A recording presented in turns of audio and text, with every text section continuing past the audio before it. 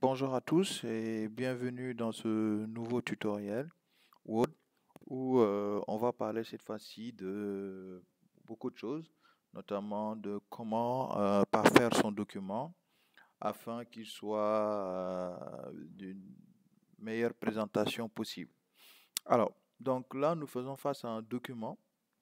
Donc, vous avez ici un premier paragraphe, vous avez là un deuxième, un troisième et enfin un dernier paragraphe. Alors, la première chose qu'on va essayer de faire, on va placer ce paragraphe dans des pages différentes et créer ce que l'on appelle une page de garde, mais également ce qu'on appelle une table des matières. Alors, pour cela, je vais veiller à ce que ces chapitres-là qui sont sur une feuille soient sur des feuilles différentes. Donc, le premier chapitre, il sera ici. Donc, le premier paragraphe. Le deuxième paragraphe, je vais l'amener sur une nouvelle feuille. Donc, dans ce cas, je fais insertion et saut de page. Donc, vous voyez, donc, ce qui veut dire que là, le premier paragraphe est sur une page et là, le deuxième est sur une page. Donc, je fais le même pour le troisième, saut de page, et je fais le même pour le dernier paragraphe, saut de page. Donc, ce qui veut dire là j'ai 4 feuilles. Donc, dans chaque feuille, j'ai un paragraphe. Donc, ici, sur la première, j'ai un premier paragraphe qui est là. La deuxième, j'ai un paragraphe, la troisième et enfin la quatrième. Donc, première chose que je vais faire au niveau des paragraphes, je vais d'abord justifier le texte. Donc, voilà, pour le premier paragraphe, la justification est faite. Pour le deuxième, je justifie également. Pour le troisième, également une justification. Et pour le dernier paragraphe, également la justification.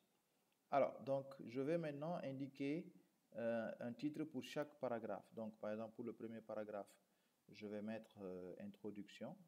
Voilà. Donc, vous remarquez ici que la table des matières, elle peut se faire à la fin du document.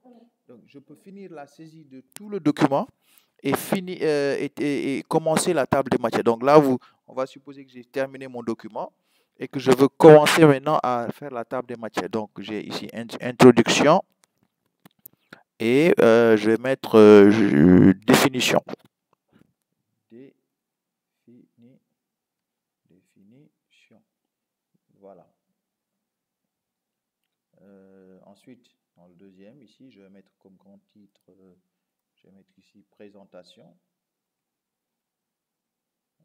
Là, je mets des titres au hasard, mais que vous puissiez vous projeter. Donc, présentation. Voilà. Donc, ici, je mettrai développement. Développement. Voilà. Et ensuite, là, je mettrai conclusion. Voilà. Conclusion. Voilà. Donc, ensuite, ce que je vais faire, c'est je vais donner un style de titre à chacun de mes grands titres. Donc, qu'est-ce que je vais faire? Je vais ici prendre style de titre 1. Donc, je vais modifier. Donc, là, l'écriture, le choix est en bleu. Je vais la mettre en noir et un peu en gras également. Voilà. Donc, je sélectionne l'introduction et la définition. Je mets en titre 1. Je descends. Présentation également, je mets en titre 1. Développement également, je mets en titre 1. Et enfin, la conclusion également, je mets ça en titre 1. Ensuite, donc là, il me faut mettre en place ce qu'on appelle la table des matières. Donc, la table des matières, en général, elle se trouve au début du document. Donc, ce qui veut dire que je dois avoir, avant cette page-là, une feuille blanche. Donc, pour ça, je place le curseur ici. Je fais insertion et je fais page vierge. Donc là, automatiquement, une nouvelle page est créée. Donc, il y a la page blanche ici. Je mettrai la table des matières. Ensuite, en dessous, j'ai les différentes parties, introduction, définition, présentation, développement et enfin la conclusion. Alors, donc je remonte sur ma première page, donc ici, et là maintenant je vais insérer la table des matières. Donc je vais cliquer sur référence, table des matières, et je choisis la table des matières. Tac, comme ceci. Donc vous voyez, automatiquement, qu'est-ce qu'il fait? Il me met la table des matières en m'indiquant les points et leur page correspondante. Donc, vous voyez, introduction, définition sont à la page 2, présentation page 3, développement page 4, conclusion page 5. Si on vérifie, ici nous avons introduction et définition, vous avez vu, page 2 sur 5. Quand on descend, là on est sur la page 3 sur 5. Là on est sur la page 4 sur 5 et là on est sur la page conclusion. Donc, ici, on a bel et bien nos différentes tables des matières. Voilà un peu la table des matières.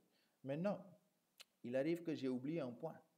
Donc, par exemple, entre conclusion et développement, je devais mettre interprétation, par exemple. Donc, je devais rajouter un élément dans la table des matières. Donc, qu'est-ce que je vais faire? Je vais au point où je dois rajouter cet élément, donc développement. Par exemple, je fais ici, je viens à la ligne, voilà, je mets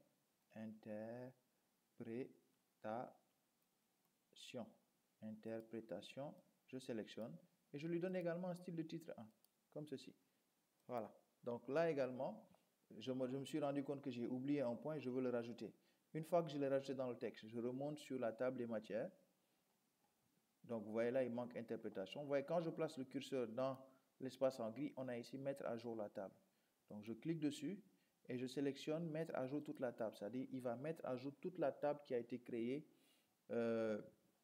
par Word. Et je valide sur OK. Et là, vous avez vu, automatiquement, il m'a intégré la partie intégration. Donc ensuite, j'ai ma table de matière. Il me reste qu'à créer ma couverture. Donc je choisis ma page de garde.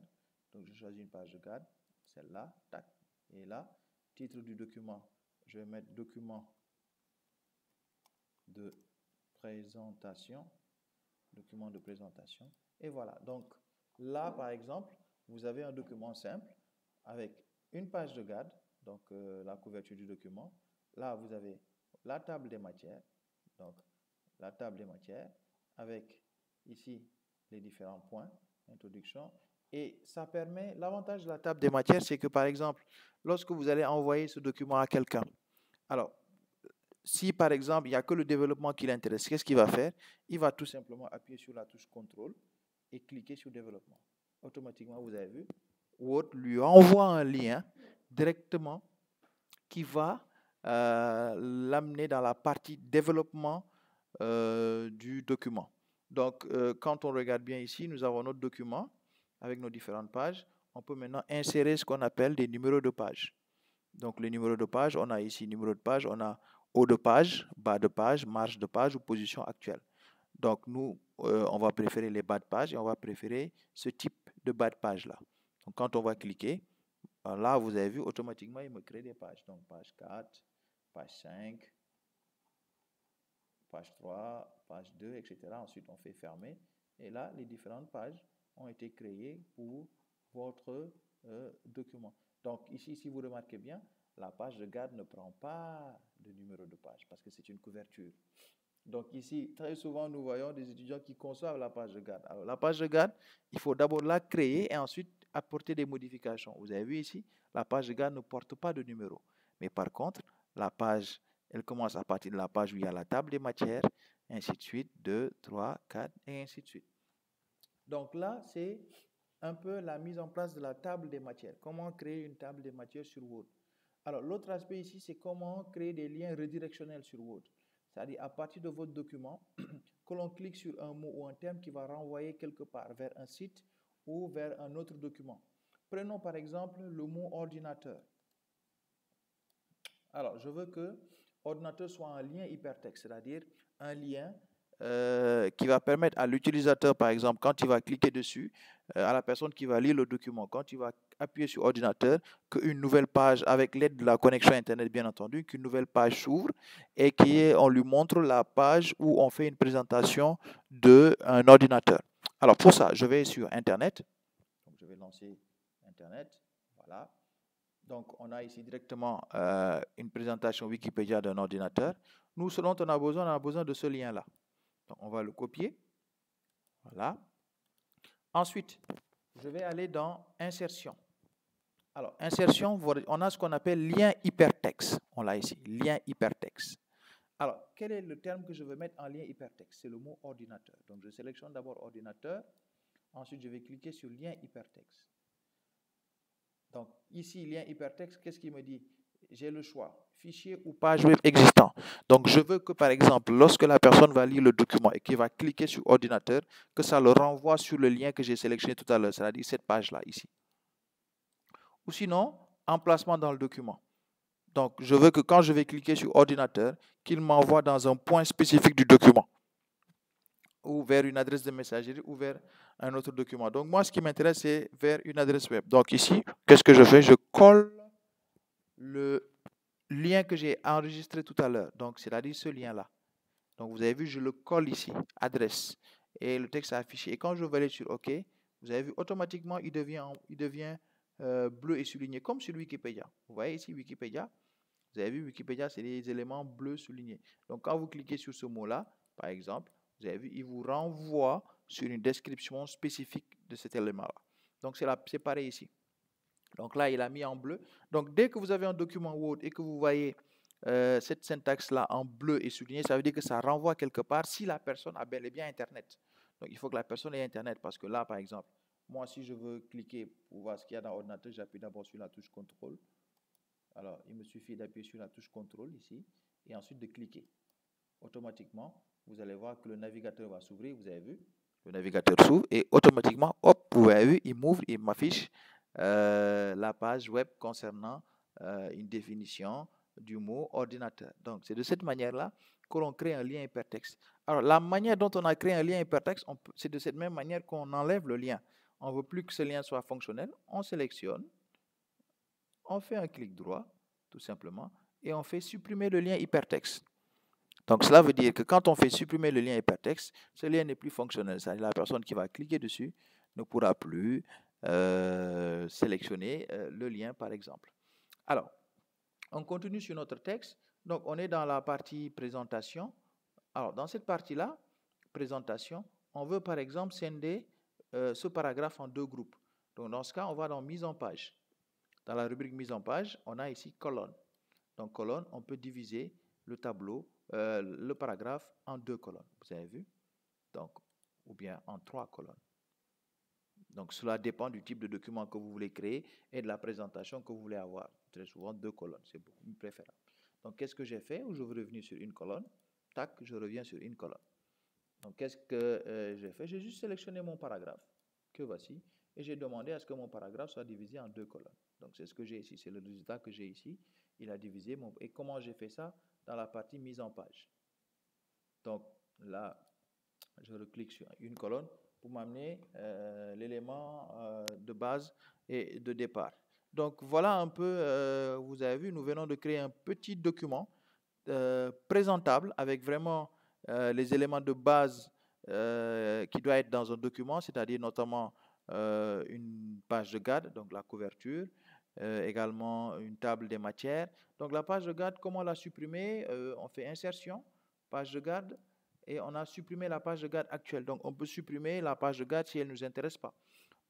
Donc là, on a la page de garde, donc sans le numéro de bas de page, donc erreur que font beaucoup d'étudiants. On a ici la table des matières qui est extrêmement bien rangée et qui donne l'exactitude des pages correspondantes. Présentation est à la page 3, développement est à la page 4, conclusion est à la page 5, exactement comme c'est fait. Ensuite, nous avons notre texte qui est indiqué avec les titres et également avec la structure, c'est-à-dire bien justifiée. Alors, ici, lorsque vous faites un titre, alors là, pourquoi la table des matières a marché? Parce que tout simplement, j'ai indiqué à Word que je suis en train de faire des titres. Par exemple, faire un titre comme ça, introduction. Ensuite, sélectionner introduction, comme ça, augmenter la taille, voilà, mettre en gras et mettre petit 1. Oui, ça aujourd'hui c'est pour l'utilisateur. L'utilisateur voit en grand temps. Mais là, par exemple, Word va considérer ça comme du texte. Word ne prendra pas en compte ce point-là comme étant un titre de votre document. Donc, quand vous allez insérer une table des matières, il ne prendra pas cela en compte. Donc, ce sera à vous de créer vous-même les tables des matières manuellement en mettant introduction, en mettant des petits points, et ensuite en mettant la page, etc., etc. Donc, ici, Word est en mesure de vous faire de manière automatique une table des matières qui correspond à chaque grande ligne de votre document et à chaque grand point de votre document. Donc voilà comment mettre en place une table des matières. Donc quand on fait, on réduit le zoom. Donc on a ici les 5 pages, les 6 pages de notre document qui sont là. Et après, on peut demander l'impression du document, c'est-à-dire en faisant fichier, tout simplement imprimer. Donc lorsque vous faites fichier imprimé, donc Là, vous avez le nom de l'imprimante, donc des imprimantes qui sont connectées sur votre machine ou de l'imprimante actuelle. Le nombre de copies du document. Donc, ça veut dire ici que le document, c'est un document de 6 pages. Vous tapez 5, il va imprimer 5 documents. Chaque document fera 6 pages. Donc, il va 5 exemplaires de documents. Alors là, par exemple, vous voulez imprimer seulement la page 3 et la page 4 du document, seulement. Donc là, vous mettez les pages qui vous intéressent. Donc ici, on vous le dit, il faut mettre des virgules. Si c'est la page 1 si c'est la page 2 qui nous intéresse, on mettra page 2. Alors, on mettra ici virgule. On mettra la virgule. Voilà, virgule, page 2, page 5. Donc, si ce sont ces deux pages qui m'intéressent, je fais page 2, virgule, page 5 et ensuite je clique sur imprimer. Et dès que je clique sur imprimer, automatiquement, Word va aller chercher la page 2, donc cette page-là, ici, qui est là, et la page 5, c'est-à-dire la page... alors, attendez, page 2, voilà, et la dernière page, c'est-à-dire la page que j'ai ici, qui est la page conclusion. Voilà, donc voilà un peu dans ce tutoriel comment mettre en place une table des matières et comment bien présenter un document avec la page de garde et également les différents contenus du texte. Donc on se revoit sur la visio prochaine pour maintenant mettre en place ce qu'on appelle le publi-postage. Mais avant de continuer, alors ici nous avons un élément très important. Par exemple, ici, nous allons rechercher comment remplacer. Nous avons ici le mot ordinateur. Donc, on est sur le bouton accueil, on a le bouton remplacer ici. Alors, ordinateur. Alors, combien de fois est-ce qu'on a ordinateur? On va d'abord rechercher pour voir combien de fois est-ce qu'on a ordinateur. Donc, on a ordinateur une fois ici, une fois, on l'a là, ordinateur, on l'a là, on l'a là. Donc, nous, ce qu'on veut faire, on veut faire un remplacement. On veut d'un seul coup que Word nous remplace le mot ordinateur par le mot laptop. Voilà, laptop. Donc, on veut que tous les mots ordinateur qui sont dans le document soient remplacés par laptop. Qu'est-ce que je dis? Je vais lui dire remplacer tout. Il me dit, nous avons effectué 5 remplacements. Cela veut dire que dans le document, il a vu 5 fois le mot ordinateur et il l'a remplacé par laptop. Voulez-vous continuer la recherche depuis le début? Non. Alors, je fais le remplacement, oui. Tac, OK, nous avons effectué le remplacement. Donc, on valide. Vous avez vu ici, il nous a remplacé l'élément par laptop. Donc, à part là où on a ordinateur, vous avez vu, il a mis laptop. Tout à l'heure, où est-ce qu'on a laptop encore? C'était pas ici, conclusion. Voilà, vous avez vu, il a remplacé chaque élément ordinateur écrit dans le document par laptop. Voilà pour ce tutoriel. On se revoit la semaine prochaine pour un nouveau tutoriel. Merci à vous.